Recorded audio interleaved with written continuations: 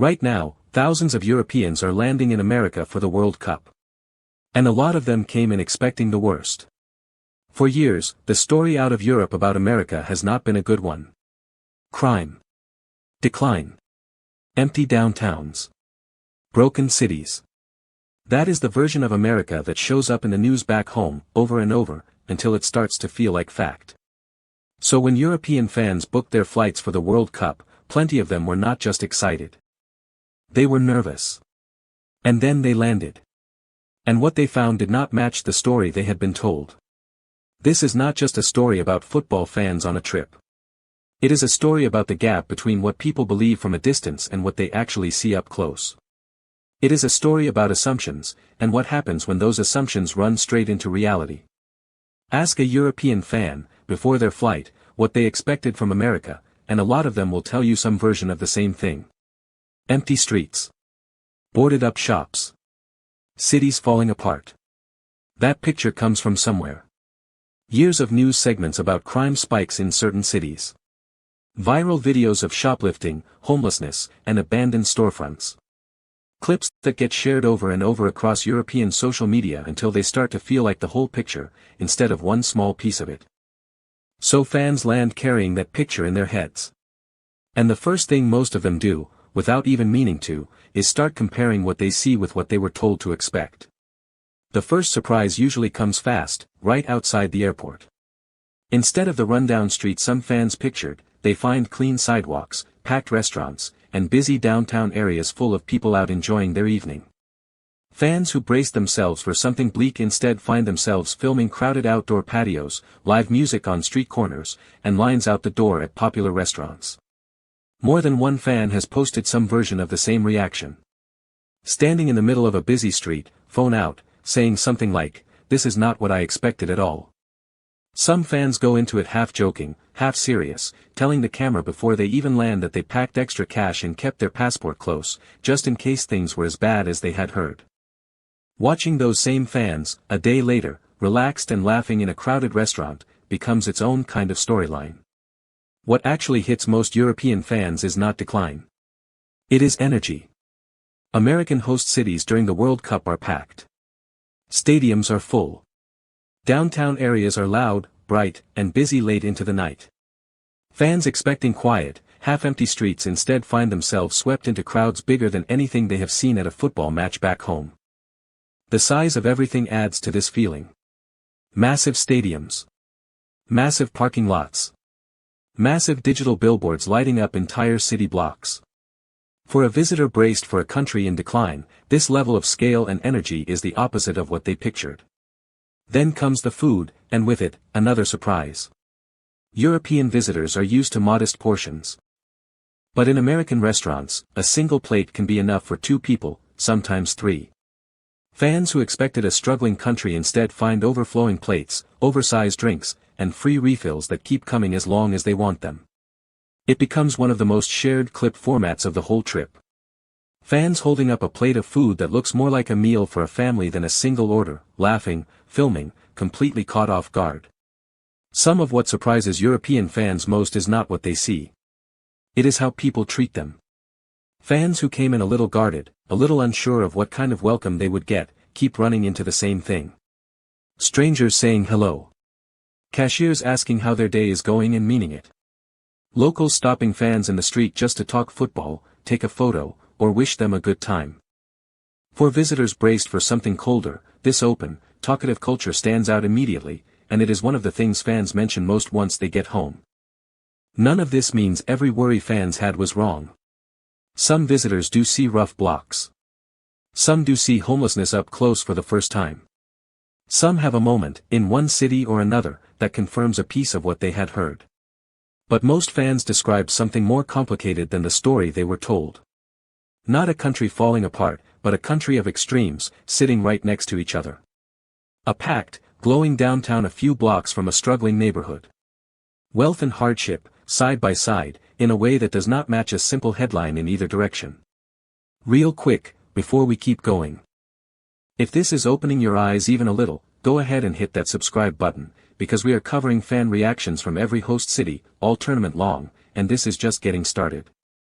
Also, Drop a comment and tell me what you expected before you watched this, versus what you are seeing now. I read every single one. Alright, let's keep going.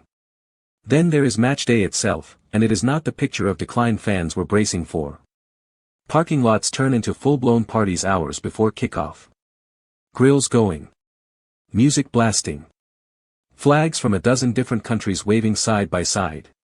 Fans from Germany, Brazil, Nigeria, and England, all in one parking lot, sharing food and trading jerseys with total strangers. For fans who expected a tired, struggling country, this is the moment that flips the whole story. Not decline. Not emptiness. A packed, loud, colorful celebration that feels more alive than anything they pictured on the flight over. Alongside all of this, fans run straight into another very real part of American life. The cost. Tipping in the United States is not just polite, it is expected, and for a first-time visitor, doing the math on an 18 or 20% tip, on top of a bill that already feels expensive, is its own kind of shock. Taxes get added at the register too, so the price on the menu is never the final price. Some fans point to this as proof that things are harder than they look. Others shrug it off as just another quirk of the trip. Either way, it becomes one of the most talked about parts of any American visit. Currency conversion adds another layer of confusion. Fans standing at a register doing quick math in their head, converting dollars back to euros or pounds, trying to figure out if what they are about to pay is actually reasonable or genuinely expensive. More than one fan has filmed themselves laughing at their own math, realizing a normal-looking American price is either a great deal or a small disaster once converted back home. Patriotism is another thing fans were not fully ready for. Flags on porches. Flags on shirts. Flags painted on car windows, all without much thought behind it. For visitors coming from a country supposedly falling apart, this level of open, everyday pride feels almost contradictory. Fans notice it fast, and many of them bring it up the moment they get home, not sure what to make of a country that looks, in some neighborhoods, more confident than declining.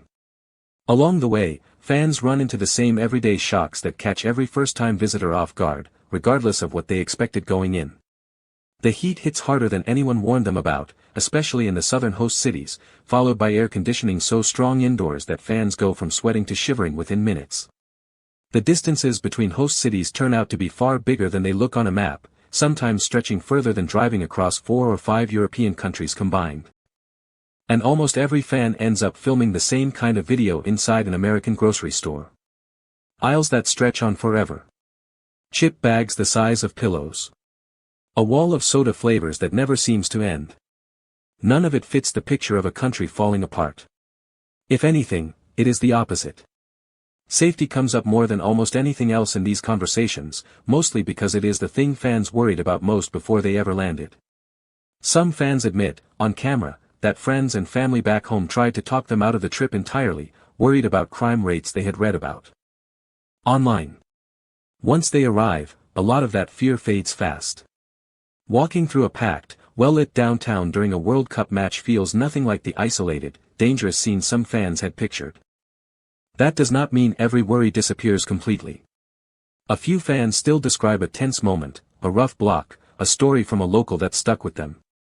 But for most, the gap between the fear they carried on the flight over and the reality they experienced on the ground becomes one of the most repeated storylines of the whole trip.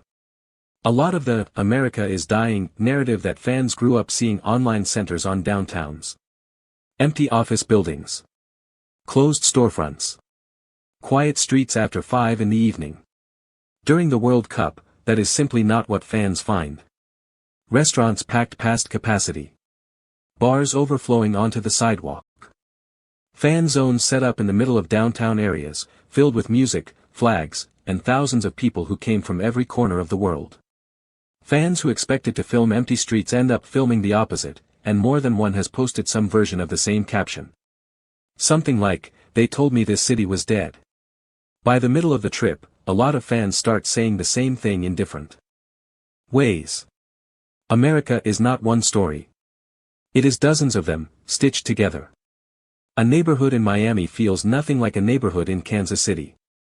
A crowd in Los Angeles sounds nothing like a crowd in Atlanta.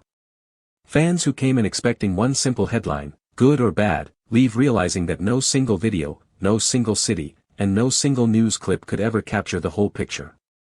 By the end of the tournament, most fans leave with a mix of feelings. Some relief. Some genuine surprise. And more than a little bit of guilt about how strong their assumptions were before they ever landed.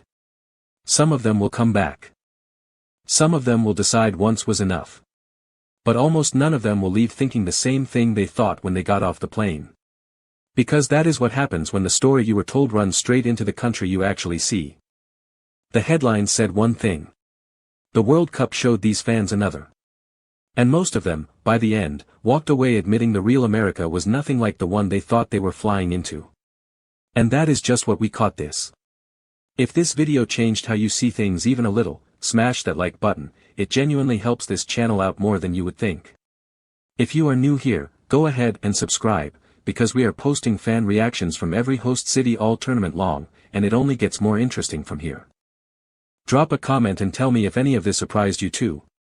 And check out the video right there on your screen, because you are going to want to see this one next. See you in the next one.